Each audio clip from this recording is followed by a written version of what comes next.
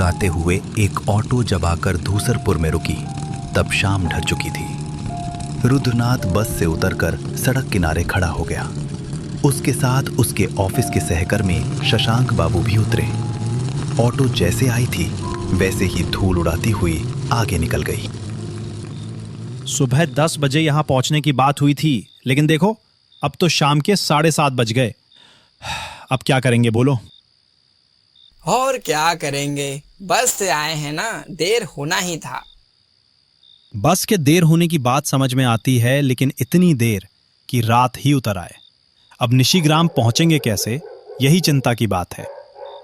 हाँ सही कह रहा है, और ऊपर से हमारे पास इतने सारे पैसे, अगर रास्ते में कुछ हो गया तो? अरे धीरे बोलो, अगर किसी ने सुन लिया तो हमें मारकर लूट भी सकता है। रुद्रनाथ की बात सुनकर शशांक सतर्क हो गया। उसने चारों तरफ नजर दौड़ाई। रुद्रनाथ ठीक कह रहा था। इतने पैसे लेकर इतनी दूर आना वाकई खतरे से खाली नहीं था। चलो घाट की तरफ चलकर देखते हैं, कोई नाव वाव मिल जाए शायद।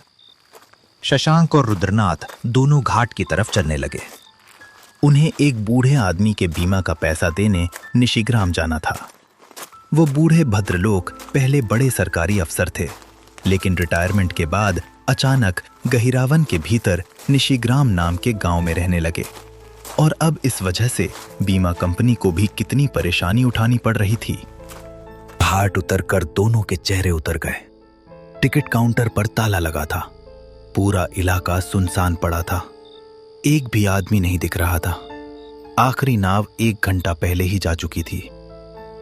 और रुद्रनाथ दा, अब क्या होगा? इतने पैसे साथ हैं, रात में ठहरेंगे कहाँ? सच में बड़ी मुसीबत हो गई। सुना है निशिग्राम के गहिरावन के भीतर किसी दूर दरिया किनारे हैं, जहां पहुंचना नाव के बिना संभव नहीं है। और मुझे तो जोर की भूख भी लगी है। सारा दिन बस घूमते ही रहे। धत, आप क्या पागल हो गए हैं? सारा दिन बस खाने की बात करते हो। इस मुसीबत से कैसे निकलेंगे वो समझ नहीं आ रहा है, और तुम्हें खाने की पड़ी है। तभी पीछे से एक आवाज आई। बाबू लोग कोलकाता से आए हैं क्या? आवाज सुनकर रुद्रनाथ और शशांक दोनों एक साथ पीछे मुड़े। उन्होंने देखा छोटे कद का एक आदमी खड़ा था। हाँ भाई, अच्छा ये बताओ, निशिग्राम जाने वाली आखिरी नाव निकल गई क्या? निशिग्राम? अरे बाप रे, वो तो बहुत दूर है। जेटी घाट तो 5 बजे ही बंद हो जाता है। टिकट बाबू सब बहुत पहले जा चुके हैं। बस हो गया, चलो वापस। सुबह से कुछ खाए पिए भी नहीं है और अच्छा नहीं लग रहा है। अरे ऐसा क्यों कह रहे हैं बाबू? मेरा घर निशिग्राम के पास के गांव में ही है। वाह, चलो चलो शशांक, चल इसके घर चलते हैं। शशांक ने आंखों के इशारे से रुद्रनाथ को रुकने को कहा। उसे आदमी पर भरोसा नहीं हो रहा था, लेकिन रुद्रनाथ उसकी बात अनसुनी कर उसके पीछे चल पड़ा। मन में ढेर सारी चिंता लिए शशांक भी पीछे हो लिया। एक साधारण लकड़ी की नाव थी, लेकिन उसमें किसी तरह मोटर लगी हुई थी। छप्पर के नीचे शशांक और रुद्रनाथ बैठे थे। सामने बैठा था हरि। मोटर आवाज करती हुई नाव को आगे बढ़ा रही थी। चारों ओर सन्नाटा था। ओ भाई साहब, ये निशिग्राम पहुंचने में कितना समय लगेगा? जी बाबू, समझ लीजिए 3 घंटे तो लगेंगे। कोलखाली की 2 नदियां पार करनी होंगी, तब जाकर निशिग्राम पहुंचेगा।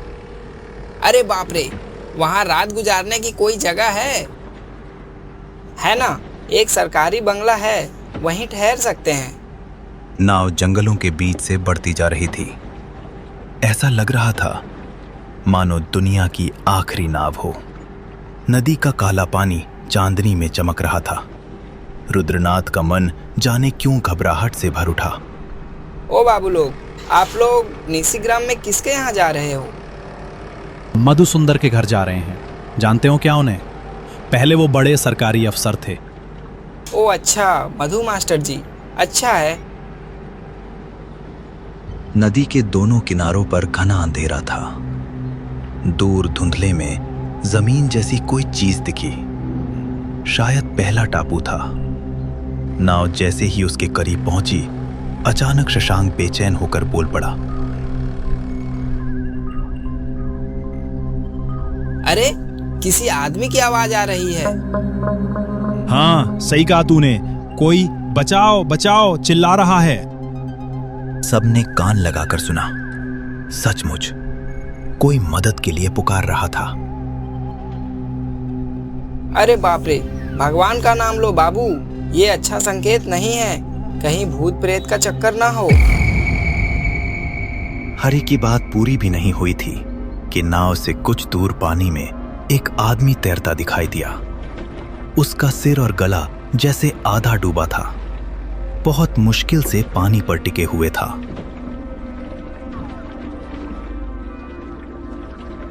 बचाओ बचाओ, 2 दिन से टापू पर फंसा हूँ, नाव में उठा लो, नहीं तो मगरमच्छ खा जाएंगे, बचाओ।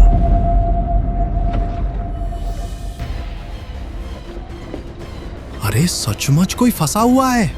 अरे माजी, उसे नाव पर लो।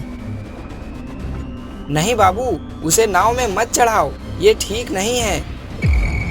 अरे इंसान है, मर जाएगा, उठाओ उसे। हाँ जल्दी उसे ऊपर खींचो।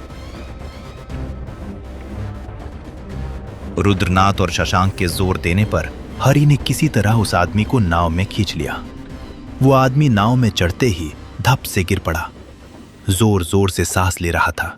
लग रहा था वो सचमुच मौत के मुंह से लौटा हो। कौन हो भाई? वहां क्या कर रहे थे? अरे मत पूछो बाबू, 2 दिन पहले मधु सुंदर के टापू पर था। अचानक बाघ ने हमला कर दिया।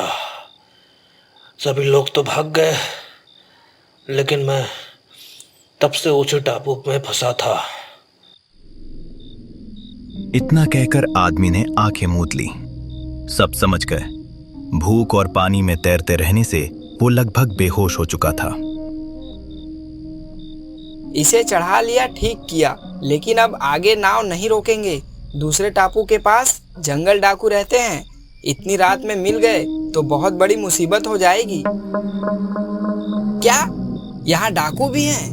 पहले क्यों नहीं बताया? तुम्हें पता भी है हमारे पास कितना पैसा है अभी?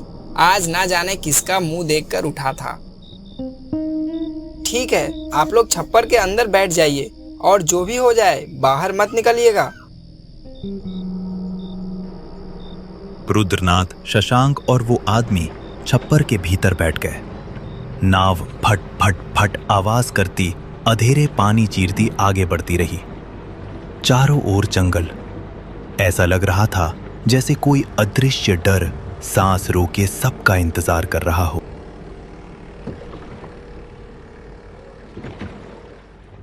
कुछ दूर जाने के बाद अचानक नाव रुक गई। सामने दूसरी नाव थी। उसमें 2 आदमी थे, चेहरे काले कपड़ों से ढके हुए।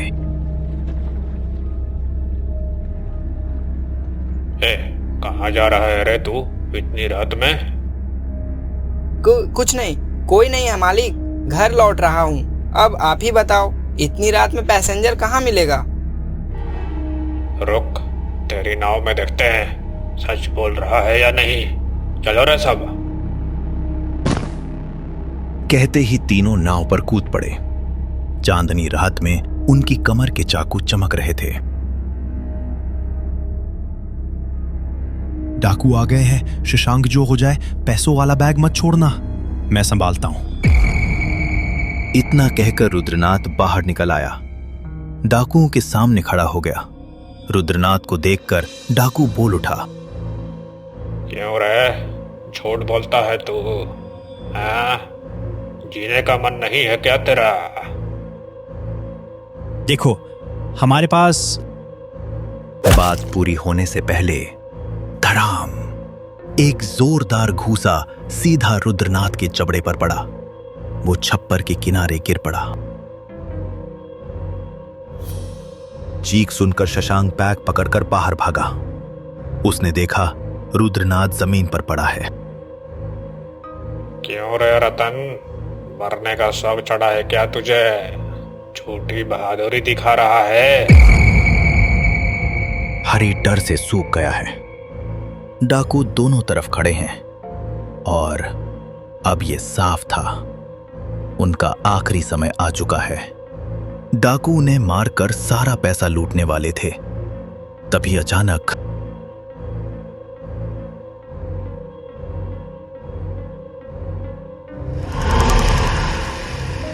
क्यों रे कालू? अभी पुरानी आदत नहीं गई तेरी?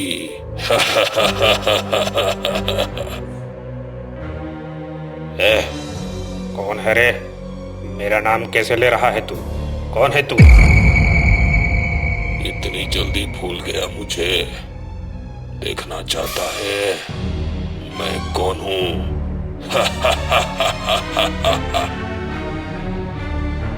अचानक एक भयानक चीख के साथ उस आदमी के चेहरे की चमड़ी उधर गई। सब दंग रह गए। उसके चेहरे के एक तरफ मांस ही नहीं था, बस हड्डी, दांत और जलती हुई आंखें। 2 दिन पहले तुम लोगों ने मुझे मारकर मेरा सब कुछ लूट लिया था और मुझे मगरमच्छों के मुंह में फेंक दिया था। इतनी जल्दी कैसे बोल सकता है तू?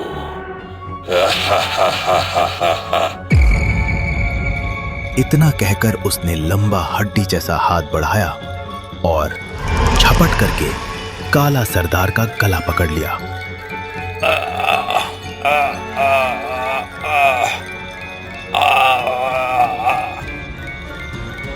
उसकी चीख निकलते ही बाकी दोनों डाकू नदी में कूद गए और पत्थर के बोरे की तरह काला सरदार की लाश धप से पानी में फेंक दिया। फिर वो भयानक आदमी धीरे धीरे शशांक की तरफ मुड़ा, चेहरे पर टेढ़ी मुस्कान। क्यों भाई साहब, निशिग्राम जाना है क्या?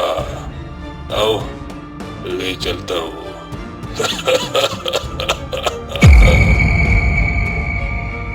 उसकी आवाज जंगल के पेड़ों में गूंजने लगी। शशांक की आंखों के आगे अंधेरा छा गया और वो बेहोश हो गया।